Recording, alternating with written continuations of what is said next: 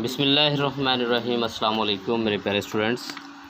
आज हम exercise number 1.3 का क्वेश्चन नंबर 6 करेंगे। ज़रा आप गौर से समझिएगा, सवालों में कुछ भी नहीं है। अगर आपकी अटेंशन है तो सवाल आपको आएंगे, अगर आपकी अटेंशन नहीं है तो सवाल आपको समझ नहीं आएंगे। कहता है अगर ए आपके पास जो है वो बराबर हो 1 - 2 3 4 और बी जो बराबर हो वो है 0 7 -3 और 8। बच्चे आप गौर से देखिए, इधर देखिए। कहता है अगर आप निकालिए 3a - 2b। बेशक आपको आते हैं लेकिन फिर भी आपने अटेंशन इधर देनी। ये सब पहला सवाल है 3a - 2b। 3a सवाल है, पहला जुज़ है। कहता है पहले जुज़ में ये करें 3a - 2b, 3a - 2b। दूसरा जो जुज़ है वो ये है, कहता है 2a ट्रांसपोज -3b ट्रांसपोज निकालें। बच्चे जैसे आपने क्वेश्चन नंबर 5 किया था, क्वेश्चन नंबर 5 में भी मैंने इसका कोई हिंट दिया था। बिल्कुल इसी तरह ये सवाल आपके खड़े हैं, बल्कि आपने देखे हैं इसके अंदर। ये आप नोट कर लें कि सवाल इसके अंदर किए थे, लेकिन मैं फिर भी करवाता हूँ आपको। इसके सोल्यूशन की तरफ चलते हैं। ये 3 है, 3 वैसे लिखे। एक जब पे ए का मैट्रिक्स जो है वो पुट कर दें। वो क्या है 1 - 2 3 4। माइनस वैसे आ गया 2 वैसे। अगर बी की रकम आ जाएगी 0 7 -3 8। मैंने कुछ भी नहीं किया, मैंने यहाँ 3 लिखा, ए लिखा, माइनस लिखा, 2 लिखा और बी लिखा। ज़रा गौर से देखने, यही काम किया मैंने, यही काम किया ना। 3 की जगह पे 3 लिख दिया, ए की जगह पे उसका काला पुट कर दिया, माइनस वैसे लिख दिया, 2 वैसे लिख दिया और बी की जगह पे उसका काला पुट कर दिया। जो मैट्रिक्स है मैंने पुट किया और मैंने बोला कि कभी भी कोई नंबर हर एलिमेंट से ज़रब खाता है। 3 ने 1 से ज़रब खाई, 3 से 2 ज़रब खाई, -6, 3 3 9, 3 से 12। माइनस वैसे 2 ज़रब खाएगा 0, 7 ज़रब खाएगा 14, 3 ज़रब खाएगा -6, 2 ज़रब खाएगा 16। पहले आपने प्लस पढ़ा था, अब माइनस है। तो अब यहाँ बताइएगा 3 - 0 क्या आएगा 3। शाबाश। -6 -14 कितना आएगा -20। जब दोनों अलामतें नेगेटिव आ जाएं तो वो जमा होती हैं और अलामत नेगेटिव की आती है। -20 आएगा। 9 माइनस इंटू -6, ये माइनस जब इस माइनस से ज़रब खाएगा तो प्लस हो जाएगा। क्या हो जाएगा और 9 6 कितना आ जाएगा 15। 12 - 16 कितना जवाब आएगा -16 -4। जवाब आपने देने हैं। ये आपके पास वो पहला जुज़ हल हो गया कि 2a 3a - 2b का आंसर आ गया। क्लियर होगी बात।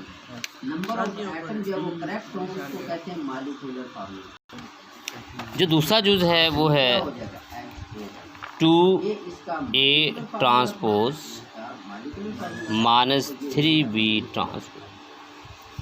आपको मैं इतना बता दूं कि आपको सवाल आते हैं, अगर आप तवज्जो दें तो आप कहेंगे ये तो सर इजी है। 2 की जगह पे 2 पुट कर दें, ए की जगह पे ए का कॉलम। ए का कॉलम क्या है 1 - 2 3 4। उसके ऊपर टी लिखा हुआ है, टी से मुराद ट्रांसपोज। आप इसके ऊपर अभी टी लिख दें। माइनस वैसे लिखें, 3 वैसे लिखें, बी की जगह पे बी पुट करें। बी क्या है 0 7 -3 8। उसके ऊपर छोटा सा टी लिख दे। टी किस चीज़ की अलामत है ट्रांसपोज। तो आप क्या लिखेंगे 2 वैसे है, इसका ट्रांसपोज लें 1 - 2 3 4। मैंने बोला था ट्रांसपोज में क्या करते हैं, जो रो होती है उसे कॉलम बना देते हैं। माइनस वैसे 3 वैसे, आप इसको भी जो रो है उसे कॉलम में तब्दील कर दें। जी यहाँ तक समझ आ गई क्या। अब ये सवाल वही पहले वाले सवाल की तरह नहीं बन गया। तो आप इनको ज़रब दें। बेटे 2 जब ज़रब खाएगा इससे 2 1 2 2 3 6 2 2 -4 2 4 8 माइनस वैसे 3 ज़रब खाएगा 3 0 0 3 3 ज़रब खाएगा तो क्या बनेगा 3 7 ज़रब खाएगा तो 8 और 3 ज़रब खाएगा तो 24। ये बात फॉलो करके अब आप इनको जमा कर लें, क्या बनेगा माइनस करेंगे 2 -0 6 माइनस इंटू -9 क्यों माइनस ने माइनस से ज़रब खाने हैं प्लस हो जाएगा 6 + 9 बनेगा -4 -21 दोनों लामतें नेगेटिव हों तो वो जमा हो जाते हैं, लामत नेगेटिव की आती 8 -24 -16 क्यों क्योंकि 8 पॉजिटिव का आ रहा है -24 जो है ये नेगेटिव का आ रहा है। तो अलामत हमेशा बड़े वाले की आती है तो लिहाजा ये नेगेटिव आ जाए। इस तरह हमारा ये सवाल जो है ये कंप्लीट होता है। और ये आपने क्या निकाला है 2A transpose -3B transpose. Next निकालिए काइंडली। क्वेश्चन नंबर जो नेक्स्ट है वो है 7। ये इम्पोर्टेंट क्वेश्चन है। जो 7 और 8 हैं ये दोनों ही बहुत इम्पोर्टेंट हैं, इनके बहुत ज़्यादा चांसेस होते हैं एग्ज़ाम में आने के। क्वेश्चन नंबर 7 में कहता है कि आपके पास 7 पहले यूँ लिख देते हैं 2 इंटू 2 4 -3A ये A है ना समझिएगा A +3 इंटू 1B 8 -4 और ये इक्वल है किस चीज़ के 7 10 18 और 1। यहाँ आपने कुछ अटेंशन देनी है, आपको यहाँ समझ आएगी कि ये तो बहुत ही इजी है। थोड़ी सी तवज्जो, पहले 2 को ज़रब दें आप सारे के साथ। 2 ज़रब खाएगा 2 के साथ तो क्या बनेगा 4 2 4 ज़रब खाएगा क्या बनेगा 8 2 -3 ज़रब खाएगा -6 2A से ज़रब खाएगा तो 2A 2 प्लस वैसे 3 1 ज़रब खाएगा तो 3 20 ज़रब खाएगा तो 3B 8 3 ज़रब खाएगा तो 24 24 3 4 ज़रब खाएगा तो -12 बराबर किसके है बराबर किसके है 7 10 18 और 1। यहाँ बात पे और कीजिएगा, इनके दरमियान अलामत है प्लस। पहले हम इनको जमा करते हैं। 4 + 3 कितना होगा 4 + 3 7 8 + 3B क्या होगा 12 नहीं बेटा 8 + 3B ही लिखा जाएगा। जब कभी भी ABC में से कोई भी अलामत आ जाए XYZ में से आ जाए तो आप उनको जमा नहीं कर सकते, नंबर को वो उस तरह लिखा जाएगा 8 + 3B। -6 + 24 कितना आएगा 18 क्यों -6 + 24 है, बड़े की अलामत आएगी 24 में से 6 निकल जाएगा। 2A -12 2A -12 इक्वल की अलामत वैसे आ जाएगी। ये 7 10 18 और 1 वैसे आ जाएगी। यहाँ बड़ा एक अहम या इशू है या बड़ा एक अहम बात है कि दरमियान में इक्वल है, दरमियान में इक्वल और ये इक्वल मैट्रिसेस आ गए कि जब इक्वल आ जाए तो इससे मुराद ये है कि पहली चीज़ पहले के बराबर, दूसरी चीज़ दूसरे के बराबर, तीसरी चीज़ तीसरे नंबर के बराबर, चौथा चौथे के बराबर। इससे मुराद है कि मैं अब इन कालमों को तब्दील करूँगा किस चीज़ में इक्वेशंस में। जब 7 7 के बराबर है तो इसे लिखने की ज़रूरत है, लेकिन जो वेरिएबल है जो हमने मालूम करने 8 + 3B किसके बराबर है, ये बात समझने वाली 10 के बराबर है। 18 के बराबर लिखने की ज़रूरत नहीं है, जबकि 2A -12 किसके बराबर है 1 के बराबर है। ये क्वेश्चन पहली बन गई, ये क्वेश्चन दूसरी बन गई और इन्हीं दोनों इक्वेशन से हमने A और B निकालने हैं। मेरी बात फॉलो करके मुझे बताएं 8 + 3b को अगर मैं लिखूं from equation 1, from equation 8 + 3b जो है ये बराबर है 10 के। मुझे यहाँ से b चाहिए, मुझे यहाँ से मैंने 3b वैसे लिखूंगा, 10 वैसे 8 उधर जाके -8 हो जाएगा। 10 - 8 कितना होता है 2, तो 3b किसके बराबर आ गया 2 के, और b किसके बराबर, क्योंकि 3 इधर ज़रब खा रहा है, मल्टीप्लाई कर रहा है, उधर जाकर तकसीम हो जाएगा 2/3। ये b की वैल्यू आ गई, तो इसने हमें कहा था इसमें a और b निकालें।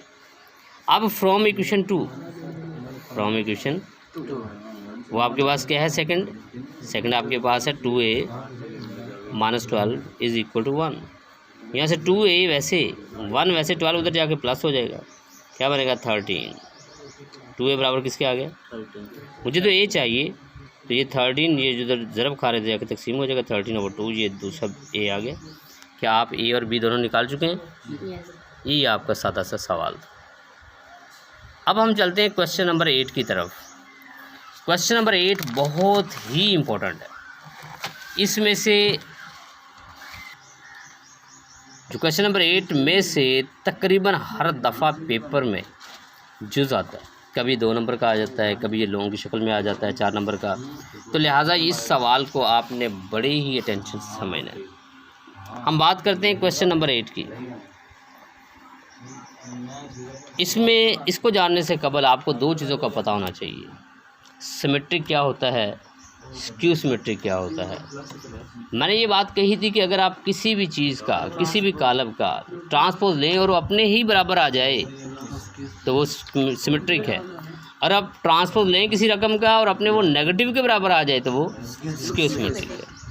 यहाँ बात आपने एक बड़ी अटेंशन समझनी है कि मैं ये तो इंशाल्लाह आप कर लेंगे, a + b पहले लें उसका ट्रांसपोज लें, a + b लेके उसका ट्रांसपोज लें, ये लेफ़्ट साइड होगी, राइट साइड में a का ट्रांसपोज लें, b का ट्रांसपोज लें, दोनों को जमा कर दें। ये हमने सवाल किए थे, ये हमने सवाल शायद आपको याद हो कि ये क्वेश्चन हमने किए थे, और ये क्वेश्चन इधर खड़े। ये पहले 2 जूस आपने अभी ट्राई करने हैं, मैं अभी चलता हूँ तीसरे जूस की तरफ।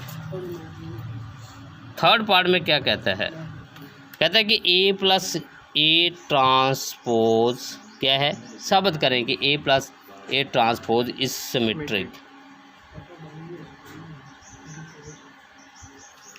ये यहाँ एक बात बड़ी गौरतलब है कि मैंने सिमेट्रिक किसको साबित करना है, a + a ट्रांसपोज को। इट मीन्स ये रकम है, ये क्या है, ये वो इक्वेशन है, ये वो रकम है जिसको हमने साबित करना है ये सिमेट्रिक है। क्या मुराद इससे मुराद है कि जब आपके पास ये रकम बन जाए पूरी, इसका ट्रांसपोज लेना है, इस रकम का अगर इसका ट्रांसपोज लेने से इसी के बराबर आ जाए तो हम इसे सिमेट्रिक कहेंगे। आप कहेंगे सर हमारे पास तो हमने सिर्फ a दिया है या b दिया है, तो मैं कहता हूँ जब a आपको क्या दिया है, आप कहते हैं जी a हमें दिया है 1201 12, ये दिए, बोलो बच्चों, ये दिए। पहले मैंने ये रकम निकालनी है, रकम है a + a ट्रांसपोज। मैं कहता हूँ एक जगह पे a पुट करो, आप कहते हो 1201, मैं कहता हूँ प्लस वैसे है, एक जगह पे फिर a पुट करो 1201, फिर इसका आपने क्या लेना है ट्रांसपोज। ऐसे ही यहाँ आप डायरेक्ट कर सकते हो, इस तरह मैं आपको समझाने की खातिर ऐसे कर सकता हूँ जो कर रहा हूँ। आप चाहते हैं तो एक जगह पे a पुट करते, उसके ट्रांसपोज की जगह पे उसका ट्रांसपोज पुट कर देते। क्योंकि आपको मैं समझाने की खातिर ये कर रहा हूँ, तो लिहाजा आपने ज़हन में रखना है कि ये सिर्फ इसलिए कि मैंने रकम के अंदर उनकी कीमतें दर्ज कर दी। तो मेरे पास ये क्या बन जाएगा 1201 प्लस वैसे इसका ट्रांसपोज क्या बनेगा 1201। यहाँ तक समझ आ गई। आप यहाँ से डायरेक्ट ये स्टेप कर सकते हो, लेकिन समझाने के लिए हमें इसकी जरूरत पेश आई। 1 + 1 क्या आएगा 2 + 0 क्या आएगा 0 + 2 क्या आएगा 1 + 1 क्या आएगा 2। अगर आप नोट करें तो आपका क्या जवाब आ गया? नहीं बच्चे, आपका भी जवाब नहीं आया। अभी आप बच्चे ये हल हो गया, एक जगह पे आ गया और उसके ट्रांसपोज से पे ट्रांसपोज आ गया, दोनों को जमा किया, ये जवाब आ गया। ठीक है बात। फिर आप में क्या चीज़, अभी तो आपने वो रकम हासिल की है जिसको वो कहता है साबित करें ये सिमेट्रिक है। आपने कहा अच्छा अभी रकम हासिल हुई है, a + a का ट्रांसपोज, अभी वो रकम हासिल आपने कर ली। आप कहते हो अब इस रकम का ट्रांसपोज लेना है, इसका मैंने कहा जी इसका ट्रांसपोज क्या आएगा, आपने कहा जी ए प्लस ए का ट्रांसपोज, जैसे ये रकम आ गई, अब इसका ट्रांसपोज लें, इसका, और ट्रांसपोज जब लेंगे जो आपकी रो है वो क्या बन जाएगा, 2/2 कुदरती हमारा वो सारा वही बन गया। तो फिर मैंने क्या कहा, ए प्लस ए का ट्रांसपोज का जब मैंने ट्रांसपोज लिया तो अपने असल रकम के बराबर आ गया। असल रकम तो यही थी ना, ये इसके बराबर है, तो लिहाजा जब रकम का ट्रांसपोज लें और वही रकम आ जाए तो it is hence it is symmetric, hence it is. बात फ्लो कर गए जी, सवाल पर फोकस कर लें। बाद बच्चे सिर्फ यहाँ तक करते हैं, वो कहते हैं पता नहीं सवाल हल हो गया, नहीं, इसी के बाद तो असल सवाल स्टार्ट होता है। ये तो आपने अभी रकम हासिल की है, उसके बाद आपने उससे साबित करना है वो सिमेट्रिक है या स्क्यू सिमेट्रिक है। जिस तरह हमने सिमेट्रिक पढ़ा बिल्कुल इसी तरह हम स्क्यू सिमेट्रिक पढ़ते हैं। जैसे हम पार्ट नंबर 6 है, कहता है बी माइनस बी का ट्रांसपोज, क्या आपने साबित करना है, बी माइनस बी का ट्रांसपोज इज स्क्यू सिमेट्रिक।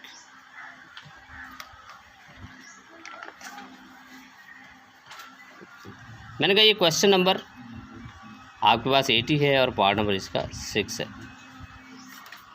मैं कहता हूँ पहले बी की रकम आपको क्या दी है, आप कहते हैं जी हमें जो बी की रकम है वो है 1120 दी हुई है, ऐसे ही है।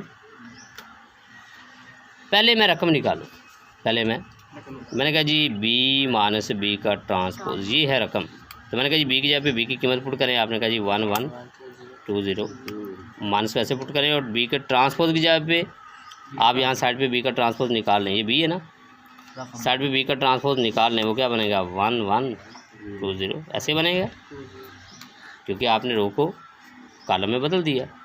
तो माइनस लगा के बी की ट्रांसपोज की वैल्यू क्या आएगी 11, बोलो यहाँ तक समझ आ गई। अब आप देखिएगा 1 में से 1 निकालें, 1 माइनस 1 0, 1 माइनस 2 माइनस 1, अलामत बढ़ेगी आएगी, 2 माइनस 1 1, 0 माइनस 0 0, ये रकम आ गई मेरे पास, ये क्या आ गई। अब असल चीज़ तो इस रकम का ट्रांसपोज लेना है, इसका क्या लेना है, मैंने इस रकम का ट्रांसपोज ले लिया। मैंने जो ही इसका ट्रांसपोज लिया जो रो है वो कॉलम में बदल गई, 0 माइनस 1 1 0। मैंने और किया कि असल रकम ये है, असल रकम है, और उस रकम का मैंने ट्रांसपोज ले लिया, जो आपके पास रकम का मैंने क्या ले लिया, तो क्या वो वही के उसी के बराबर आता है। 0 की जगह पे 0 आ गया, 1 की जगह पे -1 है, ये तो उल्टा है, ये तो उल्टा है। मैं अगर इसमें से नेगेटिव कॉमन ले लूँ तो बाकी फिर कॉलम क्या बनेगा 0 -1 1 0, मनफी कॉलम जिस तरह मैंने आपको बताया था, नेगेटिव मैट्रिक्स मैंने बताया था। जो मैंने नेगेटिव लिया तो आप नोट कीजिए नेगेटिव लेने से ये अपनी रकम के बराबर आ गया, रकम के यानी बी माइनस बी का जो ट्रांसपोज का मैंने जो ट्रांसपोज लिया, आप नोट करें वो अपने नेगेटिव के बराबर आ गया, नेगेटिव के मैंने कहा बी माइनस बी के ट्रांसपोज का जो ट्रांसपोज है नेगेटिव वैसे पुट करें तो ये चीज़ फिर किसके बराबर है, आप कहें जी ये तो रकम के बराबर है, ये किसके बराबर है। अगर लेफ़्ट में हमने बी बी लिखा हुआ है तो राइट पे भी हम मैट्रिक्स की बजाय उसी शेप में लिखें। मैं कहता हूँ ये रकम है तो रकम किसके बराबर है, बी माइनस बी के ट्रांसपोज के, तो मैंने कहा negative into B minus B का ट्रांसपोज। तो आप मुझे बताएं ये ऐसे नहीं बन गया, रकम का जब आपने ट्रांसपोज लिया तो अपनी नेगेटिव रकम के बराबर आ गया। जैसे आपने पढ़ा था ए का ट्रांसपोज नेगेटिव ए के बराबर है, वहाँ ए क्या था, रकम थी, वहाँ ए क्या था, तो जब आपने रकम का ट्रांसपोज लिया अपने नेगेटिव के बराबर आ गया तो हम कहेंगे hence it is proved it is a skew symmetric. समझाइए आपको, hence it's proved it is skew symmetric matrix. Sir हम आज का लेक्चर ख़त्म करते हैं, इंशाल्लाह कल आप इसके पूरी एक्सरसाइज की तैयारी कीजिएगा, कोई कमी कोताही हो तो मुझसे बाद में पूछ लीजिएगा। अल्लाह हाफिज़।